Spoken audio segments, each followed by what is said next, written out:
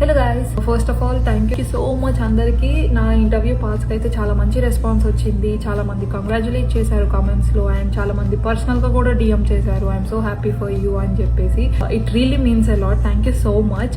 And దాంతో పాటు చాలా మంది కామెంట్స్ లో అండ్ చాలా మంది పర్సనల్ గా కూడా అడుగుతున్నారు, ఏమైనా టిప్స్ ఉంటే చెప్పండి. అండ్ నేను కూడా ఫైనాన్షియల్ అనలిస్ట్ పొజిషన్ కి అప్లై చేస్తున్నా, మీరు ఎలా చేశారో చెప్తే మాకు యూజ్ అవుతుంది అని చెప్పి నేను చాలా మందికి అయితే రిప్లైస్ ఇచ్చాను. స్టిల్ ఇంకా మెసేజెస్ అయితే వస్తున్నాయి, అన్ని మీకు చెప్తాను. దానికంటే ముందు నేనైతే ఫుల్ ఎక్స్పీరియన్స్ పర్సన్ కాదు, నాది ఎంట్రీ లెవెల్ పొజిషన్. నాకు కొంచెం ఎక్స్పీరియన్స్ తో అయితే మీకు షేర్ చేసుకుంటాను.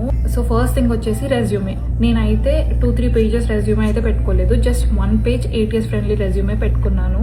2 to 3 రోల్స్ కి అప్లై చేసేలాగా అయితే నా రెజ్యూమ్ చేసుకున్నాను. నేను చూస్ చేసుకుంది ఫినాన్స్ కాబట్టి accounting analyst, financial analyst, R2R analyst, FP&A analyst, వీటికి అప్లై చేసేలాగా అయితే నా రెజ్యూమ్ని నేను బిల్డ్ చేసుకున్నాను. అండ్ సెకండ్ థింగ్ వచ్చేసి లింక్డ్ఇన్ ప్రొఫైల్. నేను లింక్డ్ఇన్ ప్రొఫైల్ చాలా ప్రొఫెషనల్ గా పెట్టుకున్నాను. నేనైతే నా లింక్డ్ఇన్ ప్రొఫైల్ ని ChatGPT యూజ్ చేసి ప్రొఫెషనల్ గా పెట్టుకున్నాను. Third one is networking.